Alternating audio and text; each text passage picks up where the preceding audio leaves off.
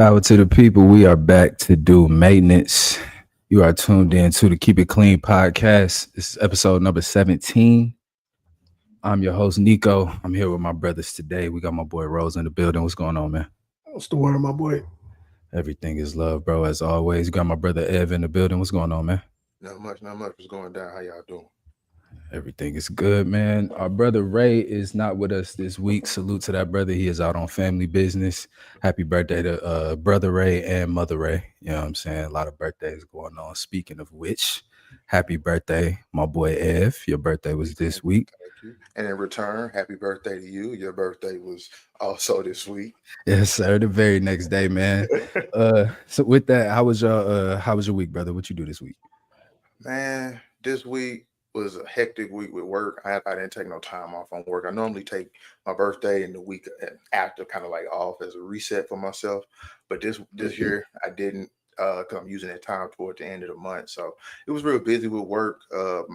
And also, I got to say, celebrated my anniversary with my fiance as well. So shout out to that the day before my birthday. So this week was also just a hectic week for that. So, bread. Yeah. So Tuesday, was just a good time between me and her, spending time together, having, memories, reflecting on the relationship and everything. So having a good time with that. And then the next day, celebrate the birthday, having us a nice little fancy dinner, seeing family. Appreciated all the love from everybody and people that's out there listening, to people who, family, friends who did spread the love. I appreciate you. Thank you so much. So, just doing all that and then back to the grind the next day, work, and got a concert to go to tonight. So go enjoy that, cap off the birthday week, and just had a good time, man. How about yourself? What you do this week? My week was cool, bro. Work. I took the day off. I didn't do nothing. I don't think for real. Shout out to my lady, man, making my birthday fire. We went on I got a record player type shit for the first time. Got a whole bunch of vinyls. You know what I'm saying? I got that To Pimp a Butterfly vinyl. Boy, that joint sound crazy. But yeah, got that. Dinner, crazy. Breakfast, crazy. You know what I'm saying? We going to the strip club later. You know what I mean? Just had a good little week, man. So it was a good week for me. Rose, how was your week, man? Man, same old shit, bro. Staying in the grind. Niggas still ain't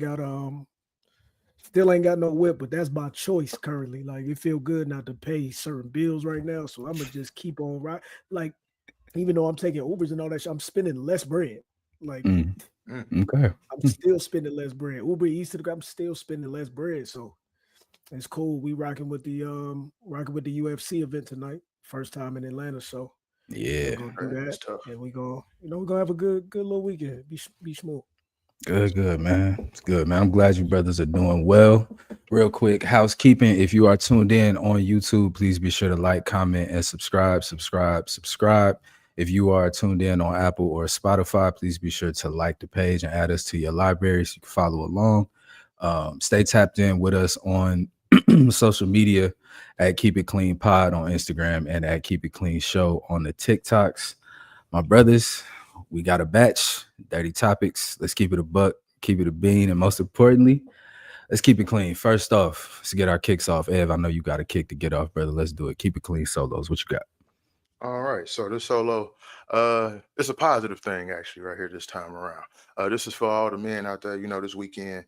This episode will be out on Tuesday, of course, but this is Father's Day weekend. So I just want to take the time to say Happy Father's Day out there to all the men out there, all the men that are fathers, stepfathers, male role models, playing just a positive figure to some children or to just people in general. All males that's out there, we appreciate you. If you ain't been saying that, if you haven't been told that, the pressures that you deal with, the weight of the world, and then coming home to still raise a family, take care of your children, taking care of your business, that's an inspiration. That's an aspiration. Somebody as myself who doesn't have children, I really, I look forward to that day and having that and going through that. So I just wanted to keep it clean and say thank you. Happy Father's Day. We appreciate you and we love you. For sure. Happy Father's Day, Rose, on the early tip. Happy Father's Day, my boy. Appreciate it, bro. Appreciate it. Yes, sir. Happy Yes, Father's sir. Day. I don't have no solo this week. I know, Rose, you said you don't have one neither. So we're going to get straight into Cap in your raps, and I will start us off. To all of my fellow Black people that are running around outside talking about you ain't going to the protest because folks is calling you and you ain't pulling up. I'm calling cap on the fact that anybody called any of y'all.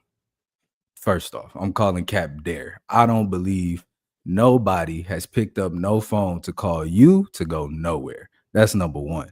Number two, I'm not dumb, y'all. My memory is not short. I remember right after the election when y'all was talking about, we looked at the exit polls and y'all said, you see them numbers? You see how black people voted?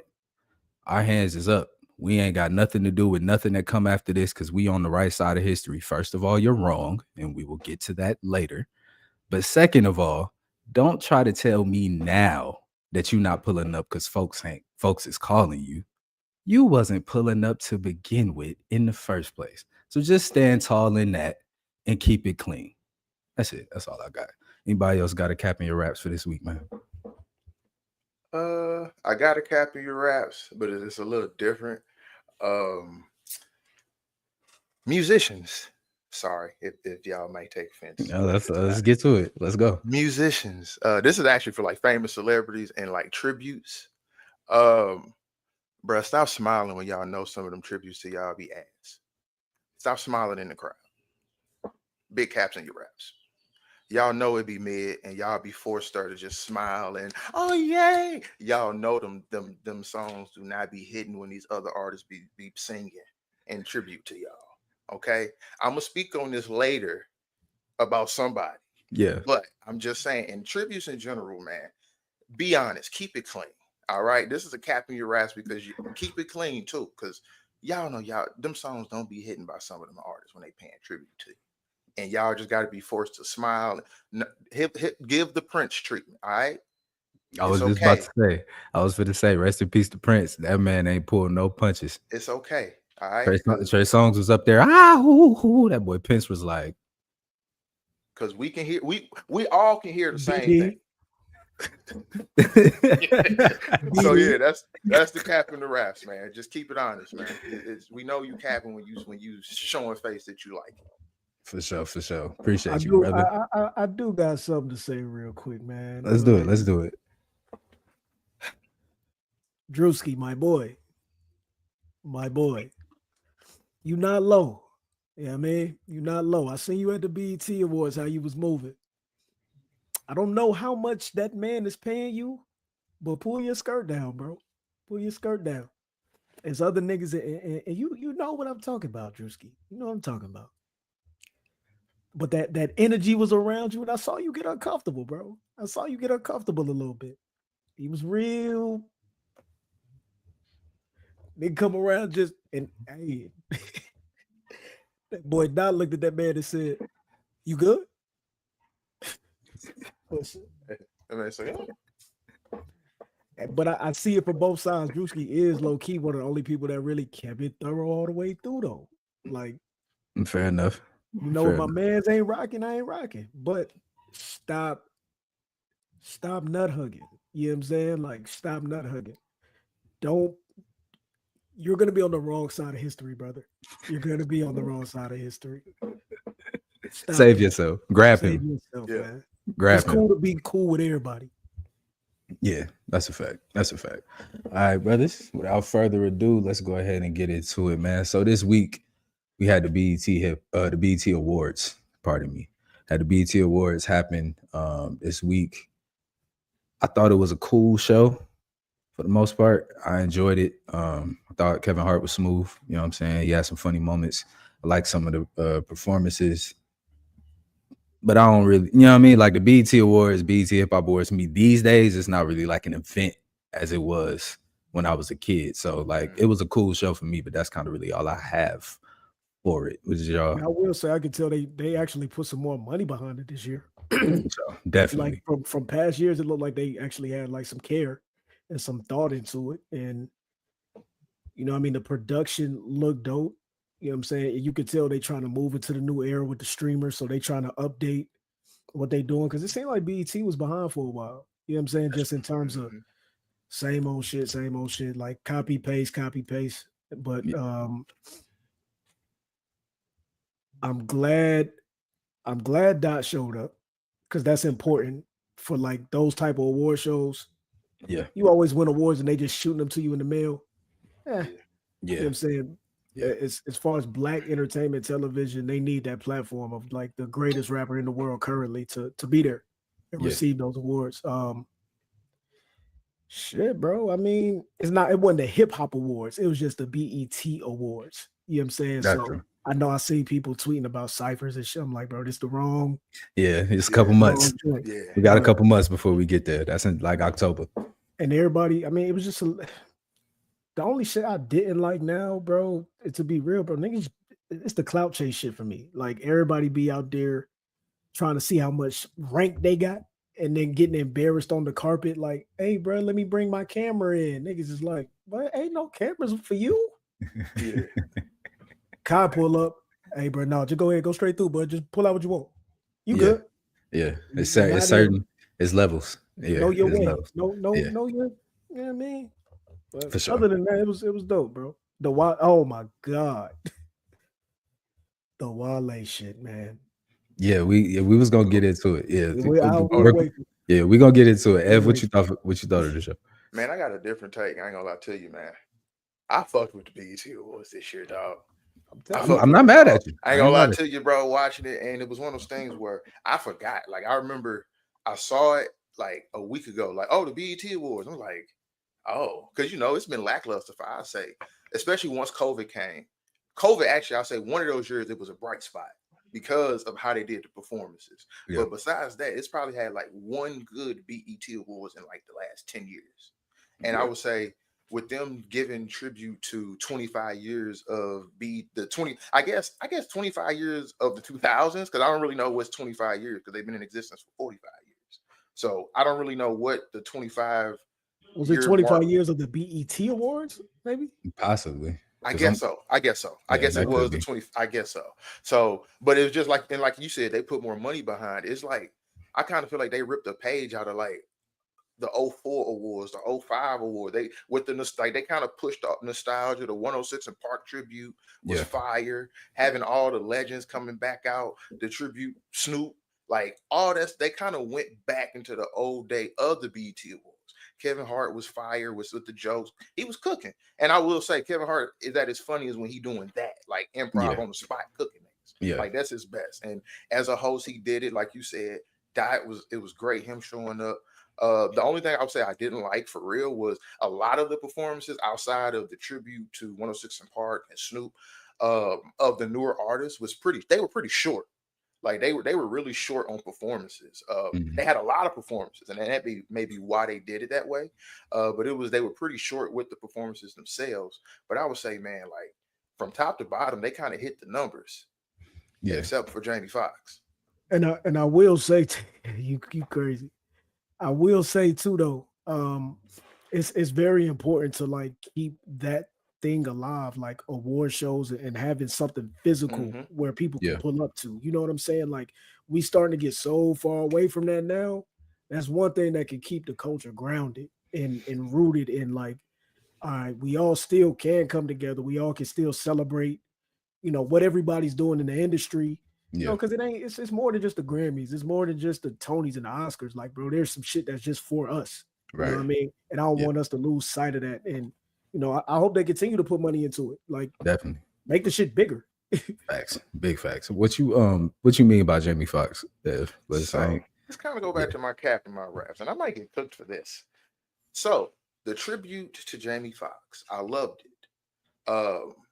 Aside from the tribute, the speech, we already heard his speech in his stand-up. So that was pretty, like, if you watch the stand-up, I will say hearing his speech was probably like, bruh, because it was literally the exact same thing. Same thing, yeah. So, but I ain't gonna go into detail on it. That was one thing.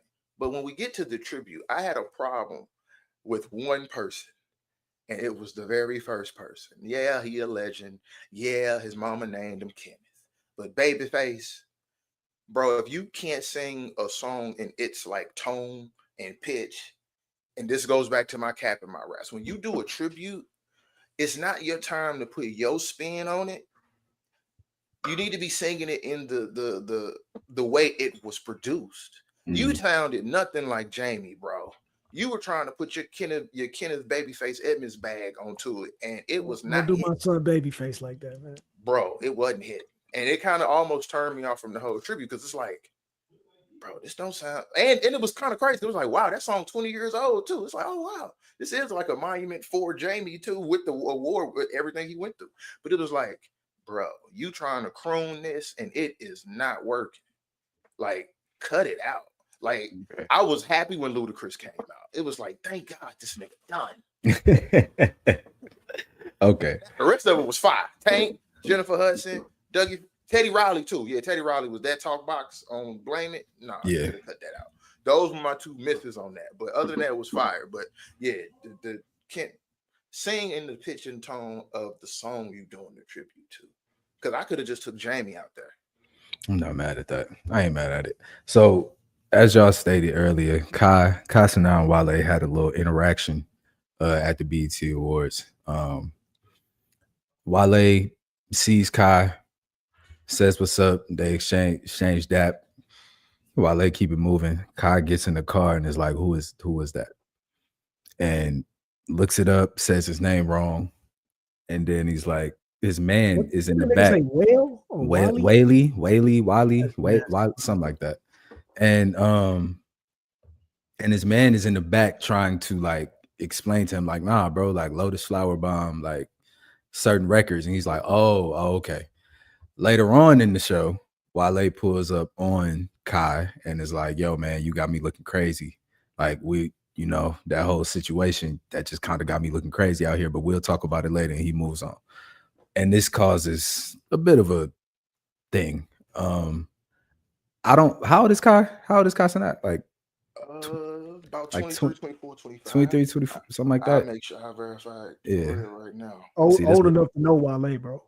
I'm not. He was born in 2001. He was born in 01. Old enough to 24 in know December. Wale, bro. I mean, like if Lotus Flower Bomb is what, 12? 11, 12, something like that. Yeah. So Kai is probably what, in 5th grade? Man, but Wale has had other shit since Lotus Flower Bomb. Like, that's true. See, I think, and we got to fix this too. Like, we got to keep this clean because it's become a thing in the culture to like lack knowledge now of like what has come before, and I do feel Wale a little bit. It's a tad bit disrespectful, but in the culture in general, like everybody cop out is like, I'm a young nigga. Like, that's fair. Bro, do your homework. Yeah, like, that's fair. That's a fact. Like if you really rock with hip hop, how you don't know Wale? Yeah, that's a fact. Come on, that's a very fair point. One of the pillars of hip hop is knowledge. You must go do your knowledge. That's a fact. And being in one of the biggest groups within the last 15 years in hip hop, you don't know Wale. Yeah, and we can't act like Wale ain't got hits. We can't act like we can't play these games. Yeah, Cenat, you was bugging. You need to know who Wale is, man. Spin it. Wale dropped a little joint on Twitter, like, oh, it was a commercial. Wrong. Nah, I didn't even see that. I didn't see that. I didn't see that. Stop capping, Wale. And then Kai gets back on stream and was like, bro, I'm young. I don't. Who is Wale, bro? I don't know him. I'm like, this is it. Just look, y'all didn't have it coordinated at all. Like, so Wale tried to clean it up. You made it look even worse after that. Right. Yeah. So, yeah. Man, I gotta be honest, bro. We wouldn't. I love Wale. This is a part of why people talk about Wale in the manner that they do. It's the passion behind him and all that. You didn't have to go back up to him and say, hey, bro, you got me looking crazy. We gonna handle this later. You could have just handled it later. That's true, but at the same time, it's just how it's optics. It is optics in it, though. It's optics, but also it's like if everything isn't on stream, we don't even know that they have that. I get you. Yeah, that's fair. That's a fact too.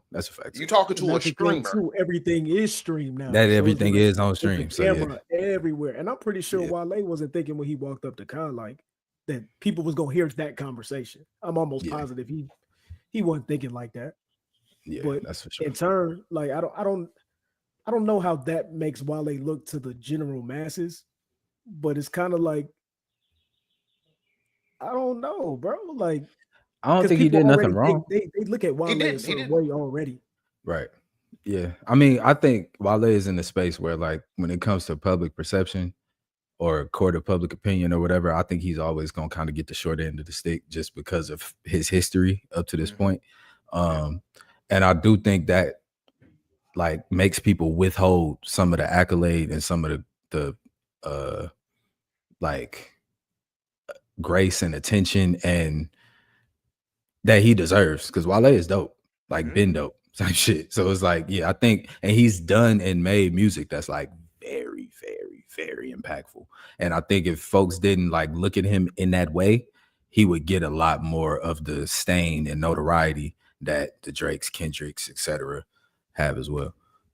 I mean, I think it's also it's like you see is Wale is a prime example of this of being an artist, and one part about being a great artist or just in general doing any type of art is people liking you in general. Yeah. As a human being and as a person. Yeah. You know what I'm saying? And Wale definitely has rubbed a fuckload of people the wrong way in interviews. And I know behind the scenes you hear it all the time. Yeah. And it's just like, bro, you don't music can only take you so far, bro. People have to like you as a human being. And I think that's always been Wale's problem, though. So yeah, that's true. And it's like I feel him though, because like the call to complex, it's like I get it. Like if I'm, you know what I'm saying, you telling me bruh album better than mine, it's like I feel you, but it's just like you like Wale would have did very well in the 90s. Right. Yeah, like running down on folks and all like that energy. Maybe that's what it is. He's just not of his energy is predated. 90s energy. And that's what I was going to say is that like how you said is that music only take you so far. That's another part of it too, is that like for him, when the dope music slows down and when it finally when you already not as likable and people are rocking with you because bro, you making undeniable music, hooks, hits. Well, now the music to slow down now. You making mixtapes. You only gonna keep your core now. Yeah. Like back in 2016 when Chasing Summers is coming out, I think that's the name of it with the track. Summer on Sunset. Summer on Sunset. I'm sorry. Yeah, with Valentino on there. When you was dropping them tapes, well, now your likability is coming into effect because you're not making these major hits. You're not getting these major pushes. Even though you got stellar albums that still are dropping, is now the likability has to take it more into play. Then the J. Cole shit happened back then. You know, it's just a lot of stuff that come into effect. And like, okay, now COVID have impacted every artist. Now you really can't do nothing. And now where your likability at? And you older, everybody's grown, everybody's aged up. How you gonna get the newer generation? Yeah. Well, now we here in 2025 doing this. Ain't how you gonna get the newer generation when you are trying to get some buzz again. Because now they like, oh, this nigga, they gonna honestly be like, oh, he's emotional. This what the elder said. And that preconceived notion of how you already felt. People felt about you is I'm just gonna consistently stay there. And last thing on Wale, I think the other part about Wale is I believe he lacks awareness of how other people view him. And Wale sees himself a certain way, and because as an artist, you going through the journey, you work so hard to, make the music, and you just like, all right, this shit should just be about the music. Yeah. And he'll argue with motherfuckers on Twitter, like. And now you trying to figure out why you the butt of the joke and you not getting it. Yeah, fact. Yeah, yeah, facts. Every time you engage, you make the joke. Like it's like exactly. Get off the internet. Facts. That's a fact. Keeping it with the BET Awards though, Doechie's speech, I wanted to tap in with this real quick. She said, just a couple excerpts real quick. I feel like it's my responsibility as an artist to use this moment to speak up for all oppressed people, for Black people, for Latino people, for trans people, for the people in Gaza. We all deserve to live in hope and not in fear. And I hope we all stand together. Trump is using military forces to stop protests. Consider what kind of government it appears to be when every time we exercise our democratic right to protest, the military is deployed against us. First off, bravo. First off, great speech, great way to use your platform, great way to take that moment and spread awareness to something that is real and going on in real life. Like we can cut all these cameras off. It's real life going on right outside this building at this very moment. So So yeah, I thought the speech was dope. I don't think she wasted a word. What was y'all's take on this? Let's go, Ev. Oh, I love what she said. I loved everything she said because it was true. Hell, it was happening literally right outside the door. Yeah. You know what I'm saying? And it's something that's really impactful because they still put on the BET Awards, and you got all these celebrities. This is the time. Hey, let's understand. We all probably had security escort us around this. You know what I'm saying? Like in our drivers and stuff, and we walking past this, and a lot of us from LA living in this. Let's really be aware to this. And a part of that brings me to another something I was thinking, and this is a hot take, and it has nothing to do with Doechii. I think a lot of like networks, awards, ceremonies, things of that way. I think they also, when they pick award winners, which is this is the politicking part in it that comes into play. I think they have certain winners because they know their speech will be driven into a specific nature. And it's one of those things where us as a company and a brand, we can't fully engage and say we want this, but we know at least on this platform, this one person out of all these other award winners who are going to talk about themselves, talk about God, talk about their friends, we know somebody's going to take that bridge and speak it out there to everybody. And I don't want to say it's in a performative manner, but I think it's just something that like is Like taken into consideration. Like they kind of cover their bases that way. Type of thing. Yes, whereas that's why I say it's where they always realize, because let's be real, who else maybe in that category you think would have took that stance to make that speech? Because everybody wanted Glorilla to win, for example. Yeah. And not assuming but judging, but do we think Glorilla would have taken that stance in that speech? No, I don't. And I think it's one of those things when you start to look at all the award winners potentially in the night, you have to look at who do we have in this category who could take that stance. And so you find it in one category, and again, that's why I say it's not dealing with the person, but it's dealing with the who we know will take that. And I think it's one of those things where I think sometimes that's placed with the politicking too, where it is let's cover our bases for those we know they gonna jump on it, and not gonna be jokes, not gonna be games. It's gonna be a serious manner where everybody's gonna tune in, especially when it's the right voice as well. Yeah, for sure. But yeah, so like that's why I say I appreciate everything she said. It was because she did it again at the Grammy, when she had won an award. Like that's why I say I fuck with it. That was great. Yeah. What you think? What you thought, Rose? I think it's dope, obviously, number one. But I think again, I think shit has just gotten so off kilter with artistry now, where like, especially in hip hop has always been a group where people are socially conscious of things that are going around, because that's what the raps is about. They about the stuff that's actively happening in your life, what's going on in the neighborhood, and it's stories and things that are true to you and authentic. And I think a lot of artists, they're afraid to even speak on that stuff now because it fuck with your dollar. But man, it's so can't no dollar, like you can't place the influence and the power of your words with the dollar. So you can't be afraid to speak up and be your authentic self, bro. And I wish hip hop would be more of that again. Like, shit done we're the butt of the joke. Like hip hop is the butt of the joke now. You know what I'm saying? It's no barrier to entry. Anybody come here and do this shit. Like, don't nobody know their history. So when somebody come up there and really speak like they got some fucking sense, I salute that. Yeah, for sure. Salute to Doechii, man. I think Nina Simone has a quote, and I'm paraphrasing, but to the extent of like, if you're making art, it needs to reflect the times, and you are like a voice for the times that you are in and the reflection of that society. And using your art and your voice to reflect it is kind of like your purpose as an artist, if that's what you're gonna do. And salute to Doechii for doing that. Salute to Kendrick for doing that when he does, because you don't always do it, brother. I see you. But yeah, man. Salute to BET. Shout out to the BET Hip Hop Awards. Tyler Perry, stop making these badass movies. Stop. If you're gonna give the speech talking about how they trying to erase our voices and erase our history and erase the schooling, and if you're gonna give the speech about all of that, when you get in front of us, make the art to reflect it.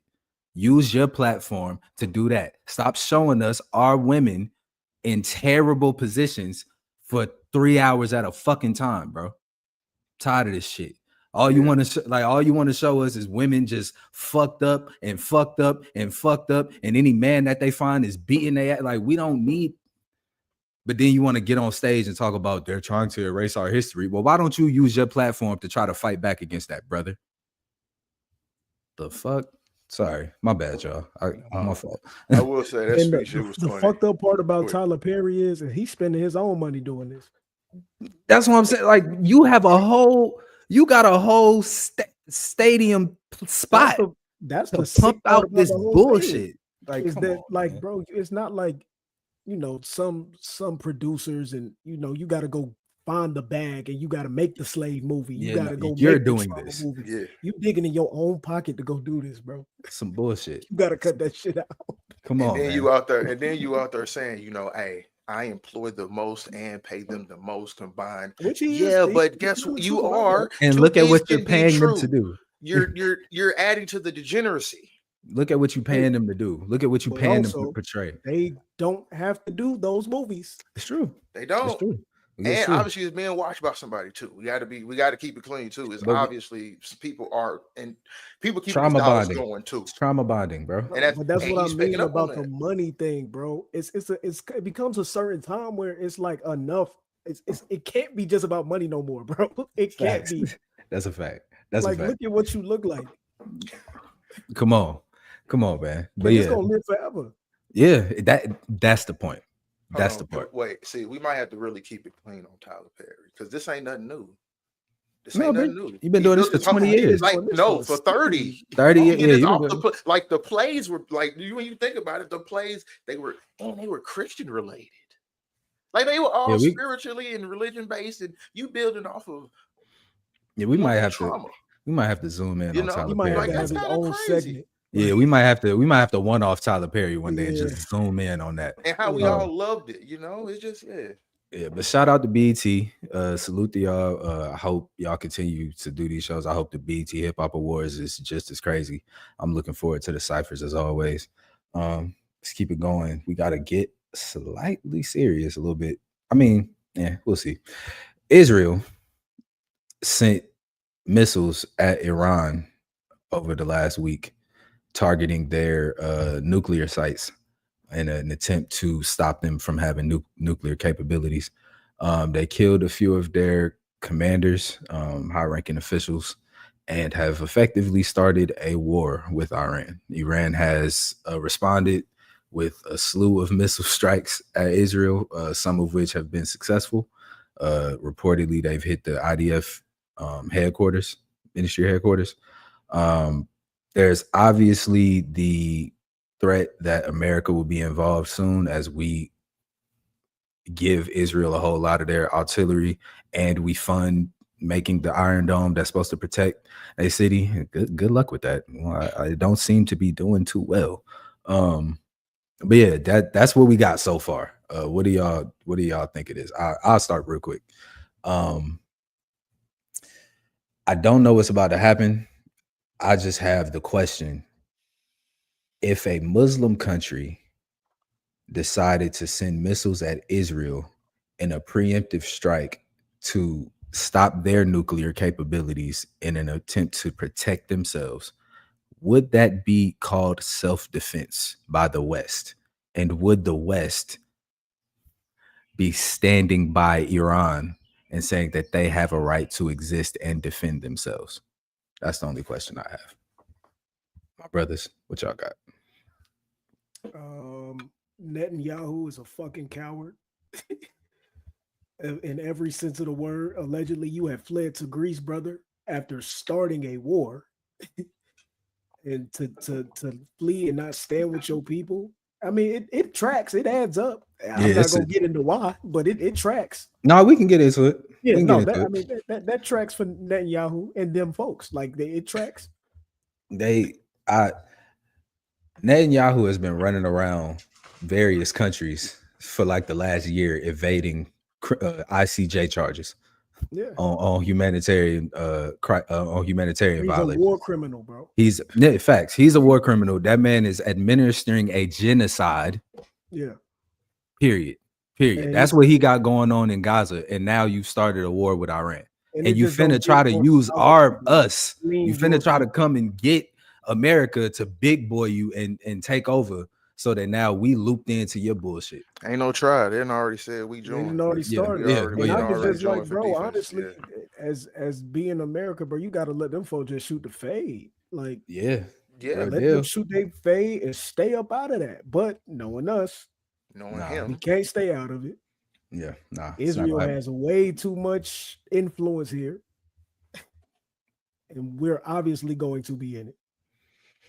It's going to be interesting to see how it plays out because I mean I did see a report that Iran does plan to attack U.S. bases out there next. So Yep. So that's really finna, it's finna turn it yeah, up. It's finna turn it up. It's finna turn it up. we'll see. And I just really want to say this too. A part of being pussy to attack first and then put yourself in a state of emergency. Come on, bro. That tracks. Like, It's Netanyahu. like you It know what I'm tracks. saying? And then, like you said, he flee. Like it's kind of like what we doing? Like, how you gonna do that?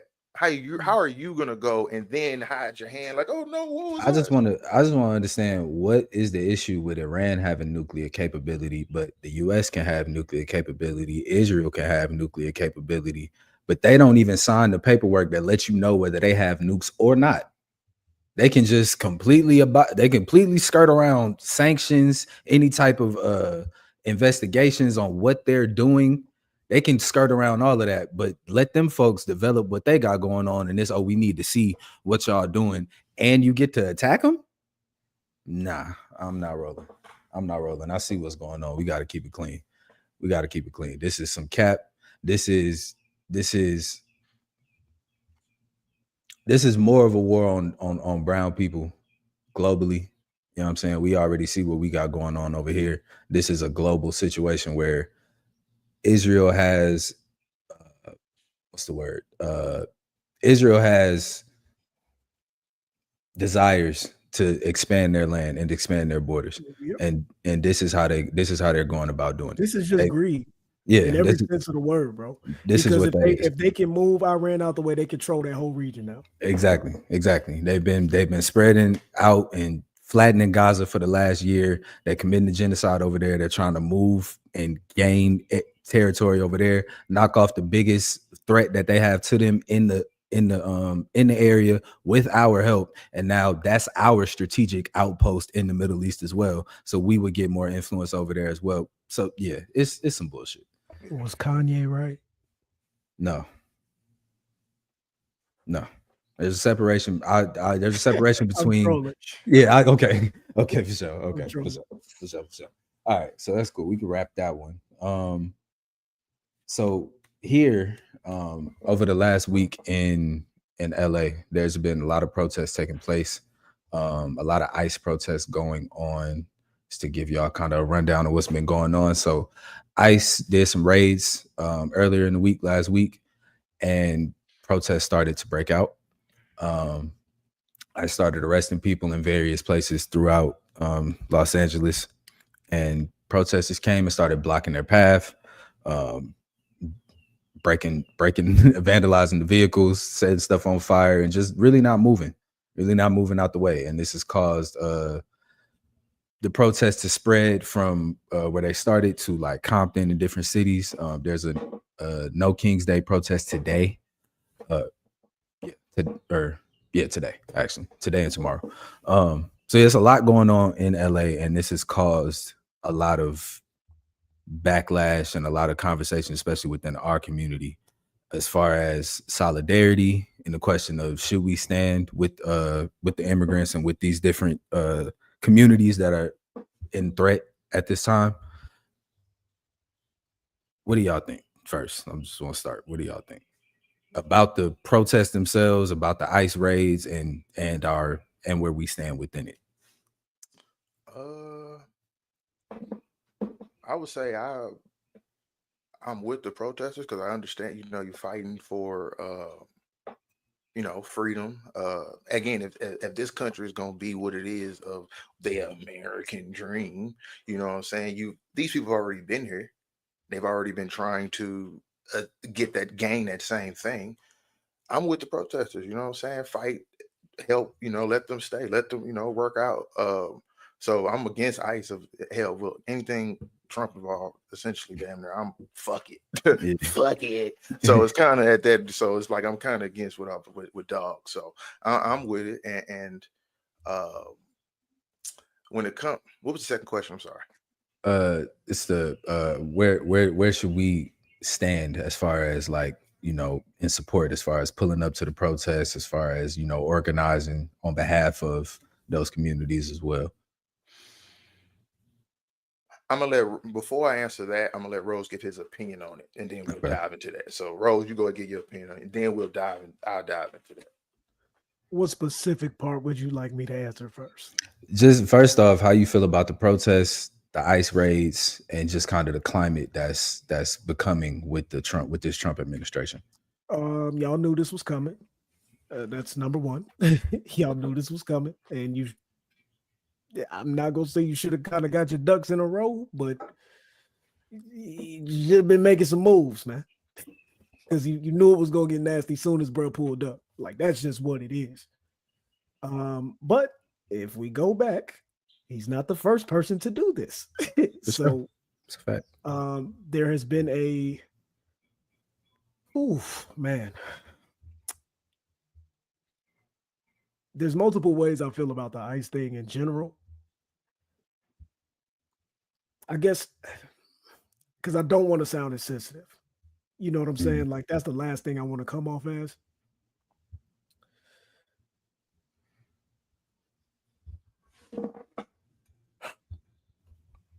In a place where you're telling me you want to stay, you're going to protest and tear that place up because you don't want to leave to go back to the place where, like, I'm conflicted about the protesting, but I know how they work with the planting people out there to make shit like that happen, and you start tearing shit up and you false flags and all that good shit. I guess I will ask one of y'all, do you believe, how should this be handled? Like, should it be handled in the way of these people should be able to stay here in the way of they should receive all the things that we have as being American citizens and treated accordingly? I'm trying to put this in I get you, in a good way.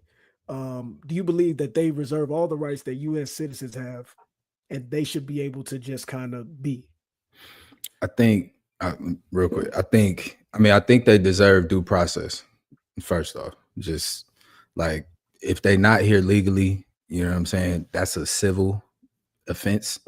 You know what I mean? So there's routes that you can take that's not rounding them up and just shipping them somewhere. That's like against the law. High key. So I don't rock with that. As far as like, should they be able to stay long term? I'm not a fucking immigration policy expert, brother. I don't necessarily know. I mean, just give your opinion. I would say, you know what I'm saying? If you've been here, you came over here, you trying to work, you get a job, and that's what you do, like, you work, that's it. I don't see no reason. Like, if you add into the benefits of America, like, they don't get healthcare, they pay into this to taxes, they don't get Social Security. So it's like they're already not getting all of the benefit that they would get by being an American, and they still paying into the system like they would as an American, to whatever extent that is. So it's like, at that point, I'm kind of like, yeah, at least let them get some fucking healthcare outside of the emergency room. You know what I mean? But that goes back to me feeling like, everybody should have healthcare and things like that. I don't care if you legal or not, type shit. It's like, if you over here, you over here. I can't just treat you like, you know what I'm saying? It's like, if it show up at my door, like, you know what I'm saying, kids show up at the door and they at my door, and it's like, I can't just turn them away. Personally, I don't feel like I could do that. Like, you already here, bro. We'll deal with it to the best extent we can while we can, and see about getting you to wherever you can go. If that means you got to stay here, then we got to figure that out. But if you already over here, because most of them folks is just over here making money, trying to get some bread, and either go back or like send bread back. So it's like they're not even over here on no bullshit. So Well, it becomes, I think, and good explanation. I think the conversation is very nuanced and becomes very convoluted when it's not just those people that want to work that are coming over here. You know what I mean? yeah, that's And true. on top of that, at what point, especially with the economy the way it is now currently, and people that are outside, stuff is messed up outside. When does America put itself first? But see, that's a for me that question is weird because America play both sides of it. Oh yeah, America, and which I understand. So that's where I get confused because it's like y'all will profit off of the lower wages that you pay these people, knowing that they're illegal and that's why you do it, and you can get all of that on the back end and save all of that money and scheme on the government. But then you want to like turn around and make those same people the scapegoat. That doesn't. Capitalism is what capitalism does. But that's what I'm saying. So like for me, it's like when you say when does America put itself, like America don't ever put itself first. But see, I think when you were speaking, it kind of makes it seem like they're in low numbers. You know what I'm saying? Now we don't know how many people actually came over here across, but the projected number, that's a fuckload of fucking people. And what that inherently does, it takes jobs away from people that are actually American citizens. I mean, it just does. Like we can call it what we not want. enough, but it's not in the amount that people is like the problem is it works on both sides. You got the people that are hiring and doing, with the jobs, they want the cheap labor. But there's people here that need jobs, but they only want to work for a certain wage. That's what I was gonna say. Yeah. So but is that really taken away? It's somewhere in the middle where this can be fixed. It can be, but we know it won't. Right, but then when we get to that piece, it's like the reason why it won't be fixed is not because of those people that's coming in. It's because of the people that's in charge that can make a way for them to make this more beneficial for everyone. They're not going to do that because these types of arguments and this type of division keeps us fighting with one another rather than looking at them to be like, yo, what are y'all doing for real? Because we can keep talking, like it's whole communities out here where it's like, for example, when the Haitian immigrants was coming in and they was legally in this motherfucker, by the way, when they come in and they go up to middle Rust Belt fucking America that ain't nobody paying attention to, and most of the white population out there is on dope, not able to work, and those people come in and start working and boosting up that economy, and those business owners are having a great time. Your president turned around and told y'all they was eating dogs. So it's like, I can't, like, the idea is like, bro, people come over here to get bread. Everybody know that. That's the American dream. So once you get over here and you get to doing it, they already paying into the taxes and all of that too. You might as well get them folks some damn health care. This is the last thing I'll kind of say on this. I guess one of the major issues here is that a place without rules and law becomes fucking lawless, and it can get out of control. There is a process when you do want to come over here. There is a process. Yeah. Now, if you want to follow that process, cool. If you don't want to follow that process, cool. But there are consequences to you not following said process. And that's fair. And I'm not saying that it's harsh, it's cruel, ripping families apart, but that is a part of the American process. And we that's something we're not going to be able to change. Like until the laws change and certain things are written in stone in black and white, that's just what it is. And if people continuously want to come over here and risk that, because everybody out here committing crimes and doing whatever the fuck, like, but if that's something you want to risk for your family to make a way for yourself, this is one of those things where this can happen. And I don't, it is, and you're right. You are correct. I just think I think people got to take a deeper look at some of those processes. Like, for example, you come over here on asylum, you legally can't get a job for 6 months. Yeah.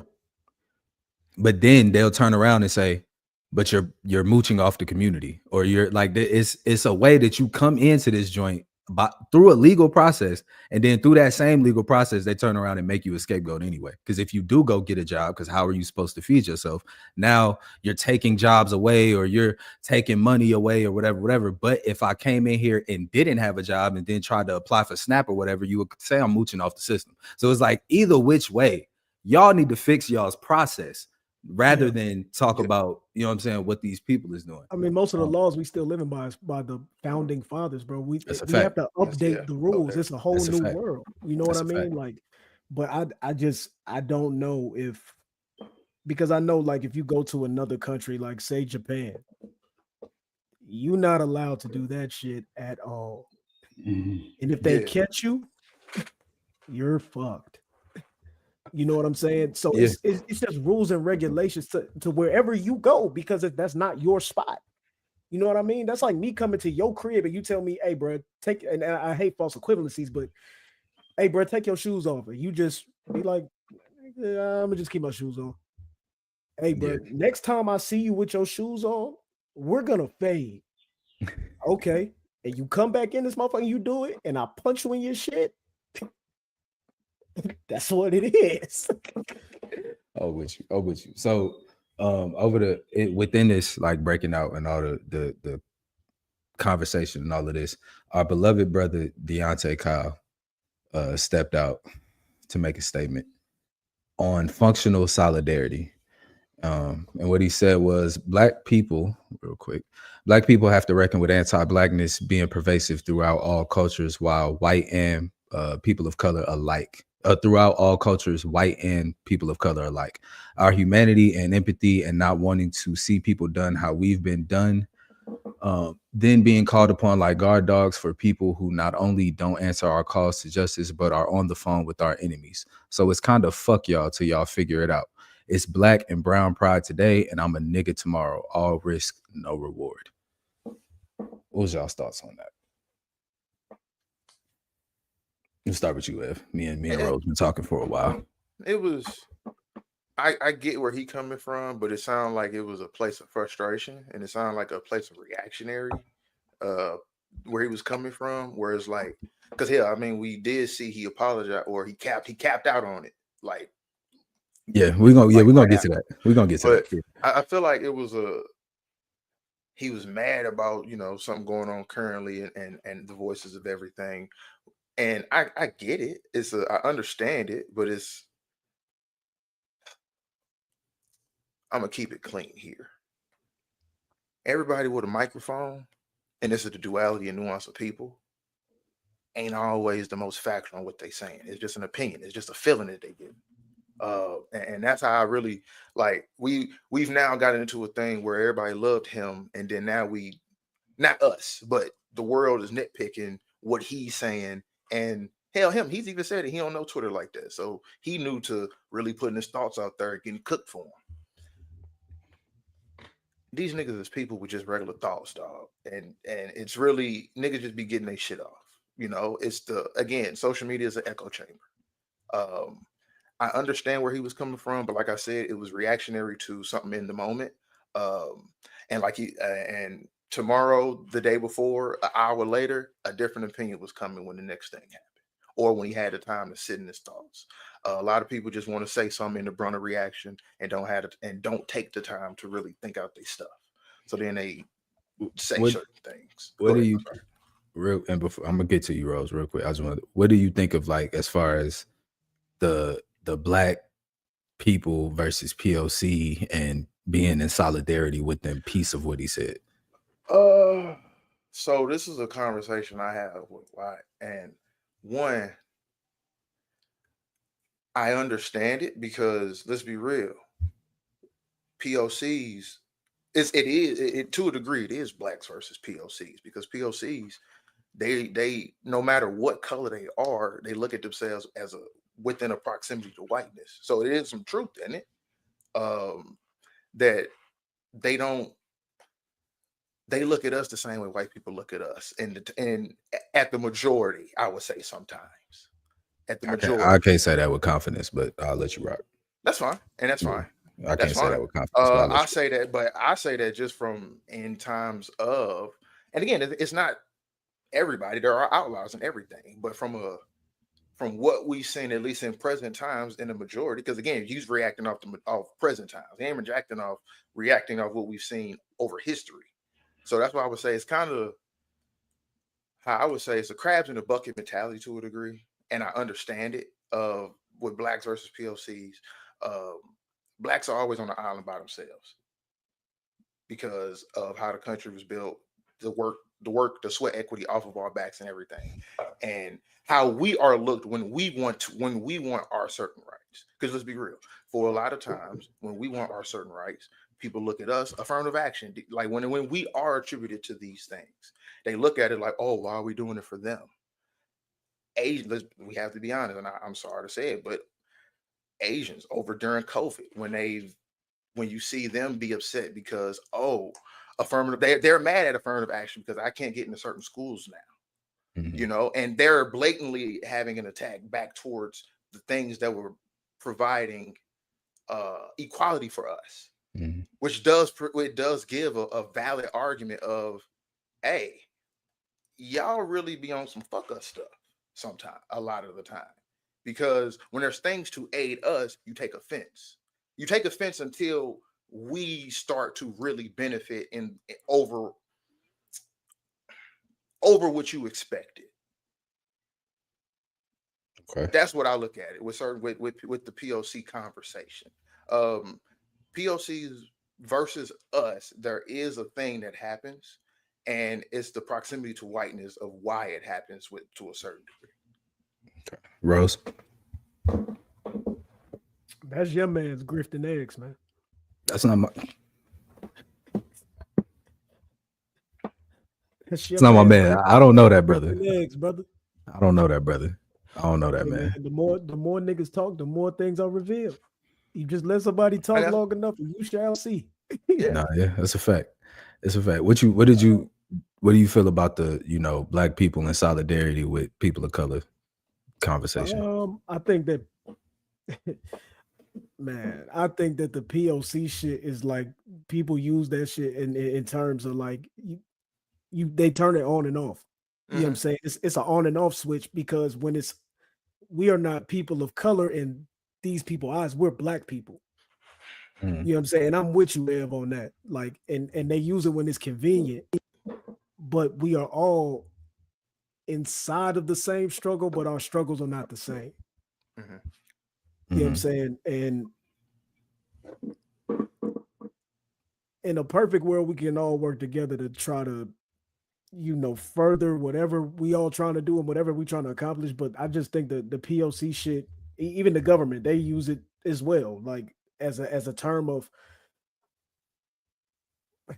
fuck, man, I hate these niggas, bro. Because it's very nuanced too, bro. But like black people, I'm with Ed, bro. We on an island of our own, and people want to pull us in when they need us and they need our help. And a lot of times when it's our time to get that hand, it's See, I don't say that's where, like, because I hear that. Hold on, Nick, because let me say something.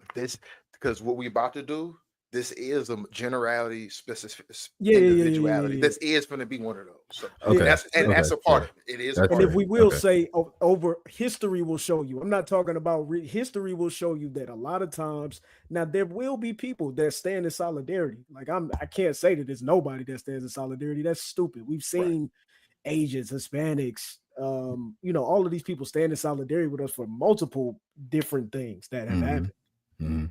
But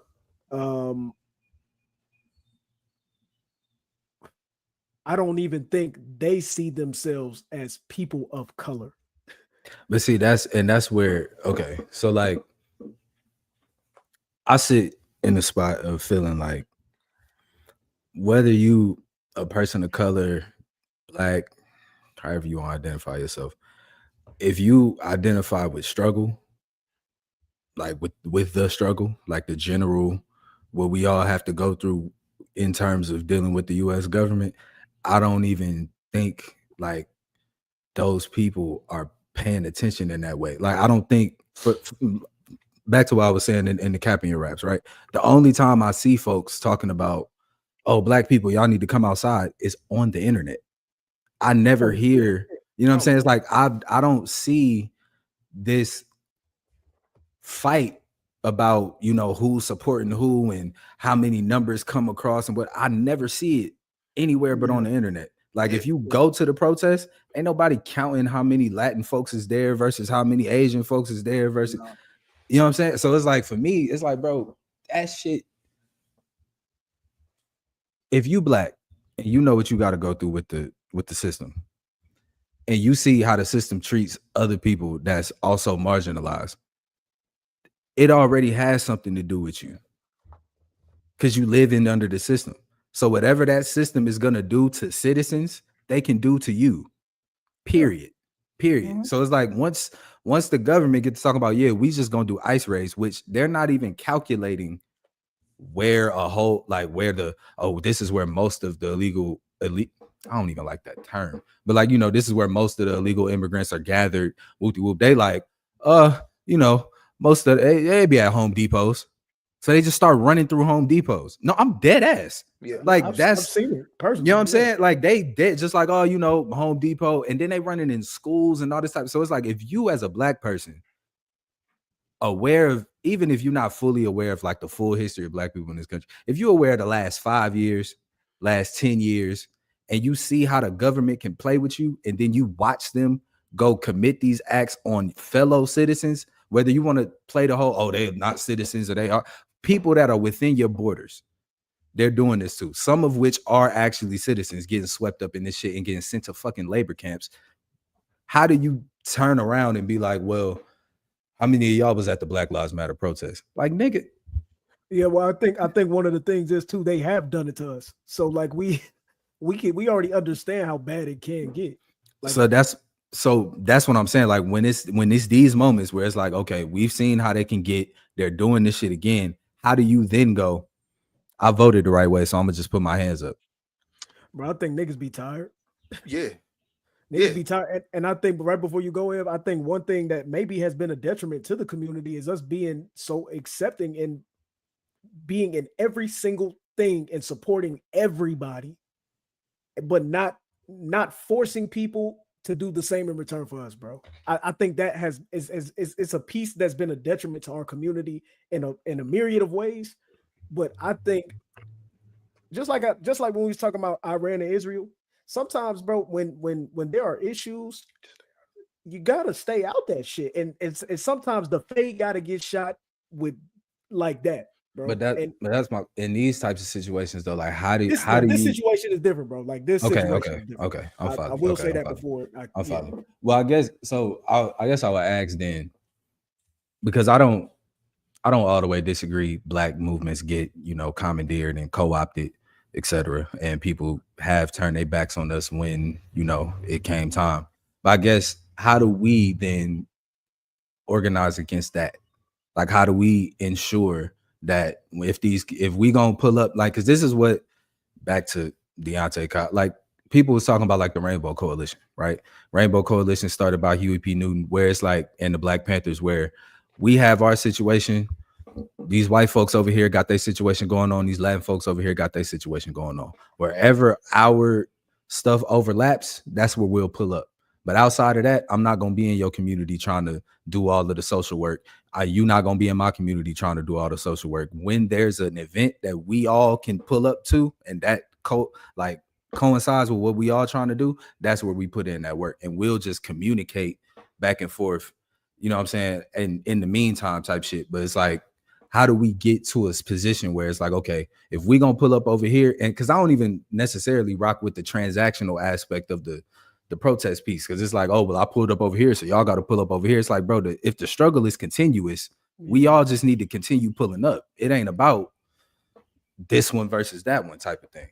You know what I'm I saying? get what you're saying with that point, but like unfortunately in the world that we live in and current, like things are transactional. Yeah. Like unfortunately. And so people keep counting, people keep score.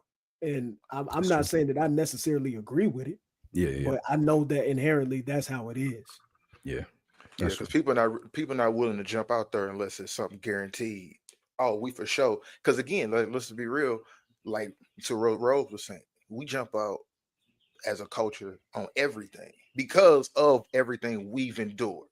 let's be real. When you really want to keep it a buck, black folks are the most empathetic people as a unit because we want to.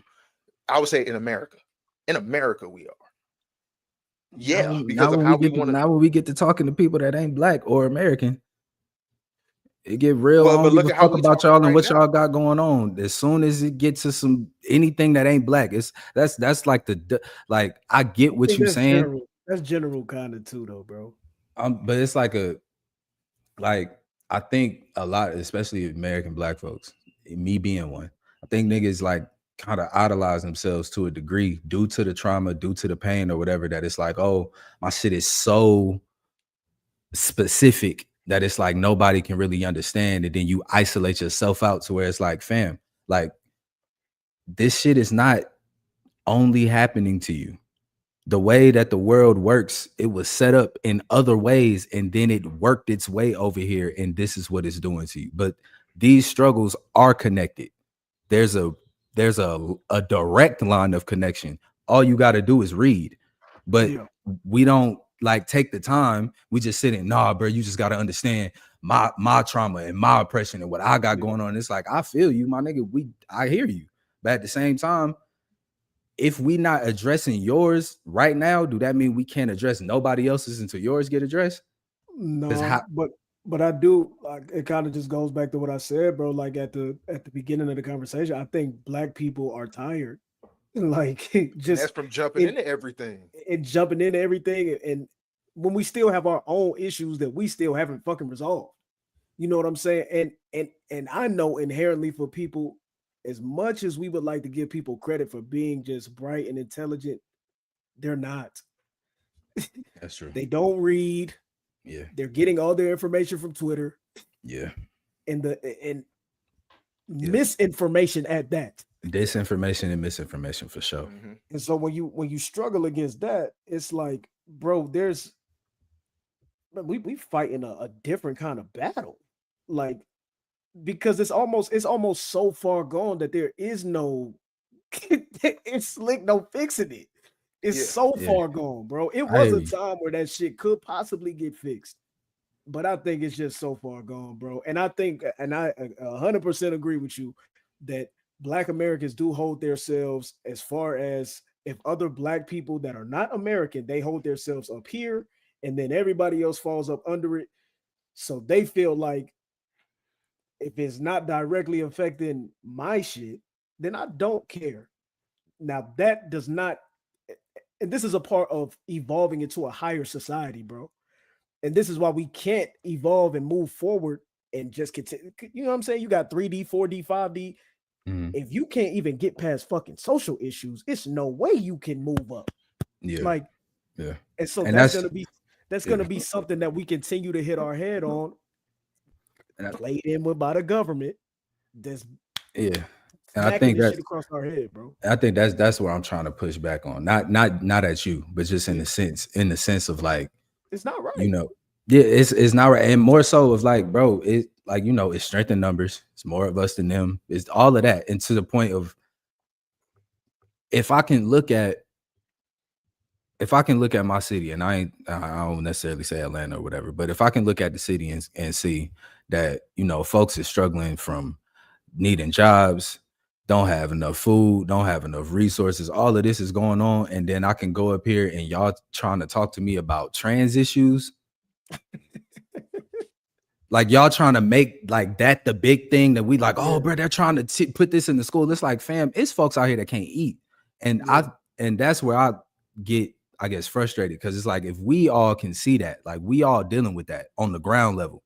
So why don't we, instead of being like, oh, this is your fault, it's your fault, well, you not helping this, you not helping that, why don't everybody just shut the fuck up and pick up something and start trying to build? Because I hear you. What America has done, they have created subsections for everything, and they've made every single group make like they feel like they're the biggest thing, it's the only thing in the shit. And on top of that, bro, and I think another piece about one of my last pieces about this is, bro, we've seen people try to fix it, and we saw what happened to these people, bro. And we saw and Deontay, to that point, saying Fred Hampton was the spearhead for the Rainbow Coalition, and have you seen any resurgence or solidarity of his movement since? that would have more to do with the fact that the government shot him to death while he slept next to his pregnant wife than it would have to do with the people that survived that movement just not giving a fuck anymore. And I'm gonna ease up on you because you said you was drunk and you gonna do better and all of that. I would like to know what type of liquor you was drinking that made you start frying the civil rights leaders.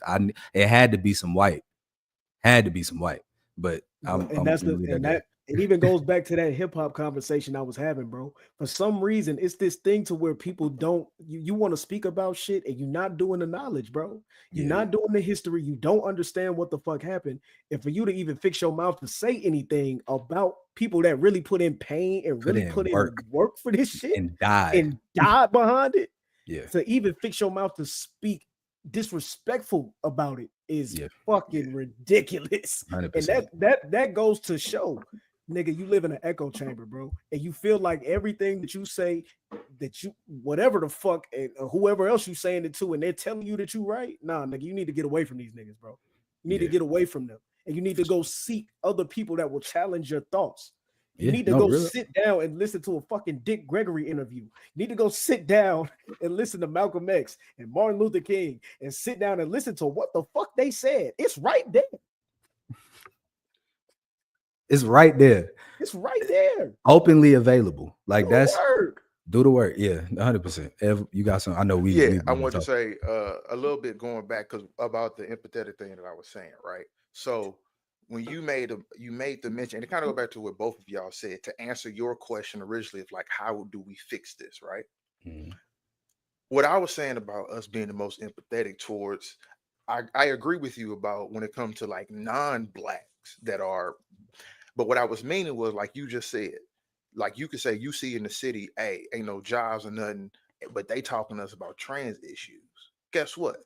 The actual leaders of the movements that make the motion out there, they're gonna tell you, hey, I know we ain't got jobs, but we also need to look at these trans issues. Yes. And then that's where, well, guess what?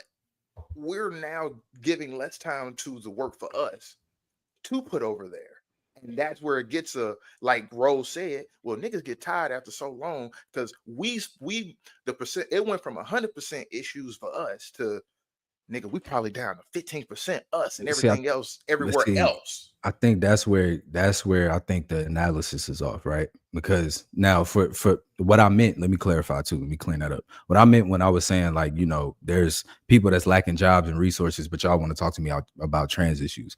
I meant with the state of like some of the dilapidated communities and like just in need communities and poverty communities that we have, there's actual structural issues at play, but the Republican Party will pull up and press about how trans people are what's the threat to America. Oh, that's what I was saying, right? Gotcha. Now to your point about the leaders on the other side, like the side of like progression and all of that, saying like we do need to focus on this and feeling like because I'm focused on that removes some of the focus on black issues. That back to intersectionality, right? Black people issues, there are trans black people, there are gay black people, and it's not me putting them under. I'm just, black just umbrella type shit. Not pecking order. I'm not doing that. No, it's just it's just the umbrella. It's the umbrella. You know what I'm saying? But black people is gay black people, is trans black people, we got black women, and all of this plays into like all of that oppression. It hits at different levels. So to look at this and go, hey, we got our, just general black issues that we trying to fix, which is, how the system works with us and all of that. But within that, the system also treats our trans people a certain way that we got to put time into it. You know what I'm saying? So I think it would be better to just reassess as far as like, not to say, we got 100% on black issues, but as soon as I go to trans, now it's 100 to 80 or whatever. Just no, this 100 and we just going to spread it out here, but it's all still black. Yeah, you know what I'm saying? After every last one of those things you said, it led with black people. So right. They're all black issues. And I feel like, and maybe this is a thing that does need to happen, bro. Like, because, and I hate to say like, there are some things that need to be placed above others, but if niggas can't eat and drink water consistently, that would be more important to me than something else. And that's where I was Whatever going. the fuck you want to choose. Yes. And that's fair. where I was That's going fair. into with both of y'all, where you said, Rose, like a part of where we won't fix it is because of like infighting. This is where the infighting happens because you said no, not pecking order. It is a pecking order, unfortunately, and it's subjective to the specificity of who is pertaining to. Because guess what? The same way, like we said, you divvying up that 100. Mhm. When we divvy up that 100, we look at trans issues. The same way of black trans issues.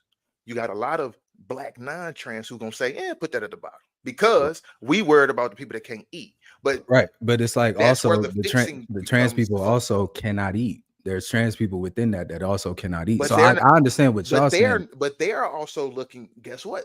You have a lot of in that issue. The trans who can't eat, they're looking at, which is correct on them. Fuck not eating. I care about more about my trans rights because my trans rights are what allow me to eat. Yeah.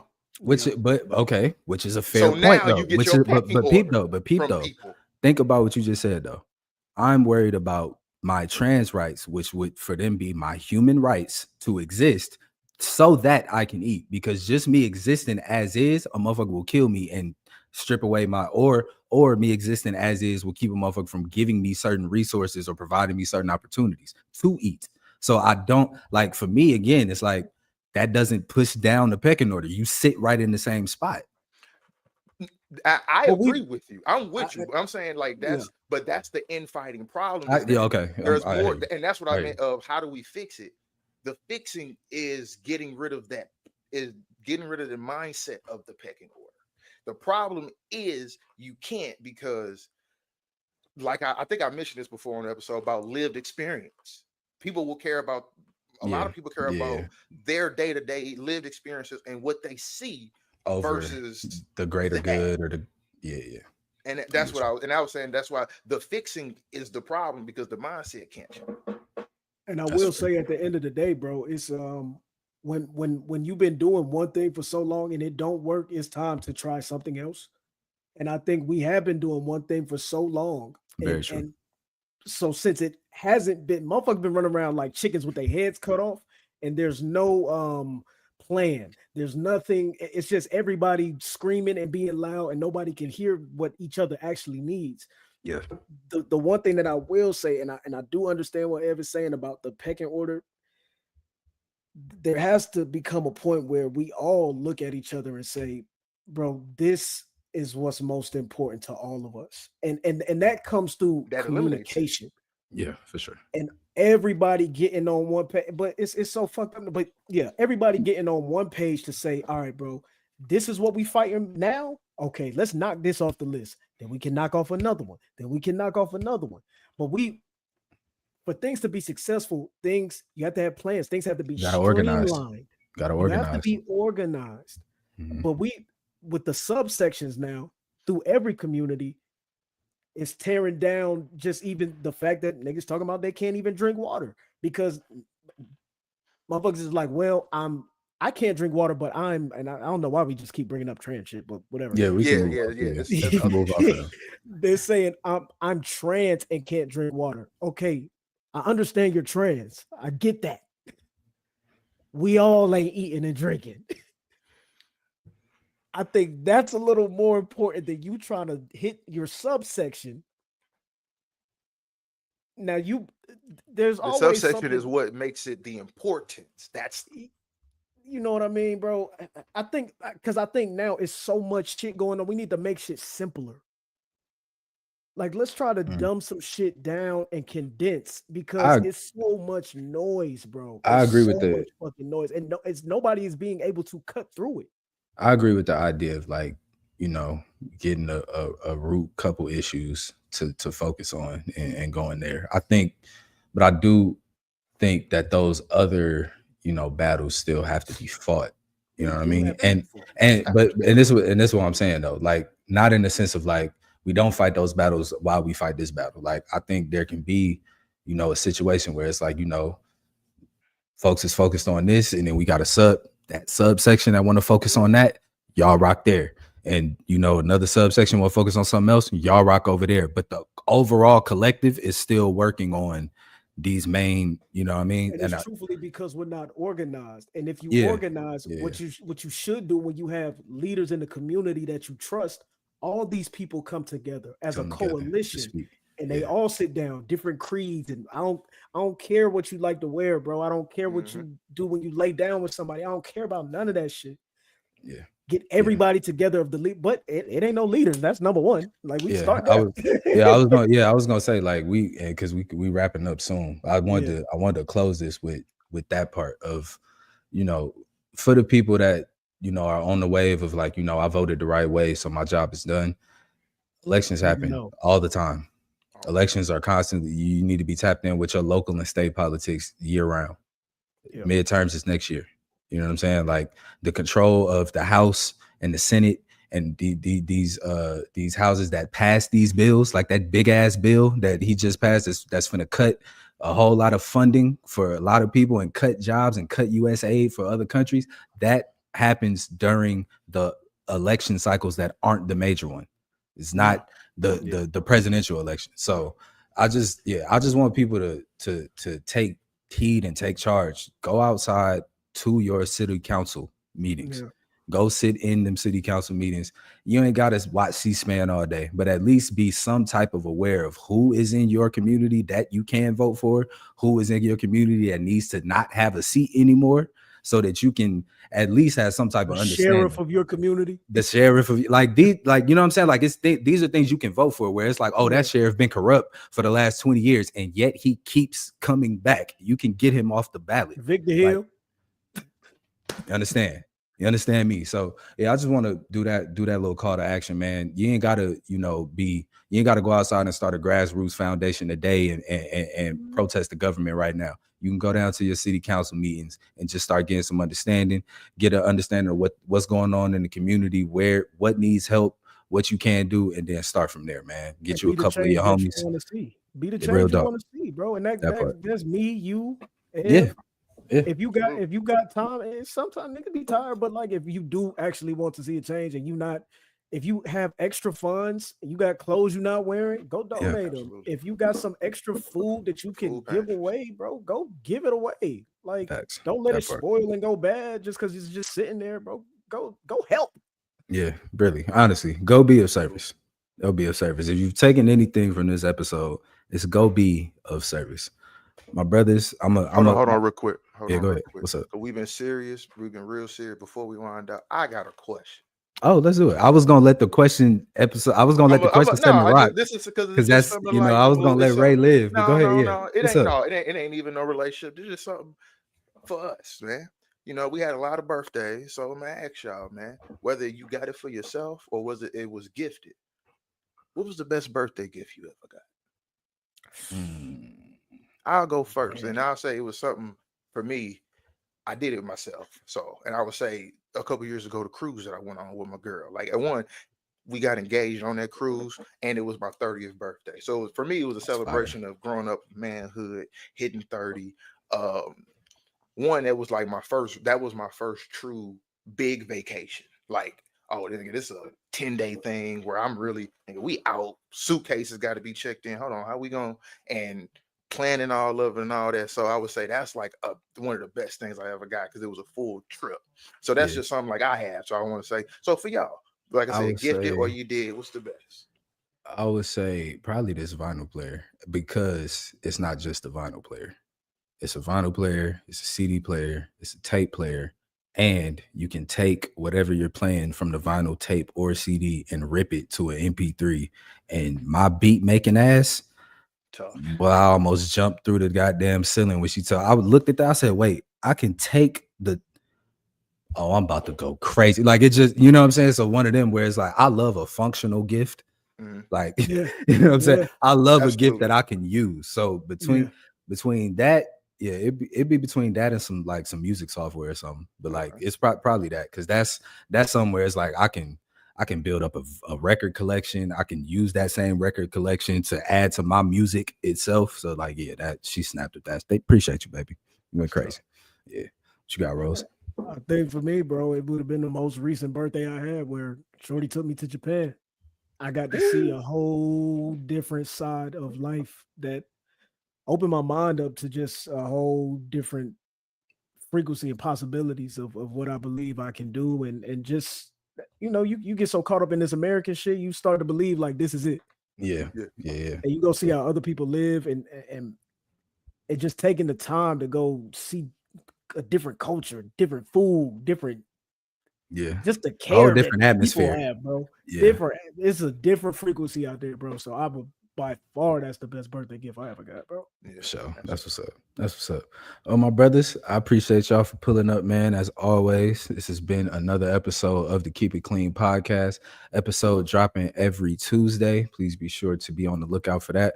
We got one-offs coming soon as well. We got a sports show coming soon. As soon as the finals wrap up, we got y'all, I promise. But until then, Nico, Rose, Ev, keep it clean, boys. Ray, stay safe. Party responsibly, my brother. Y'all keep it clean. We out. Yeah, man.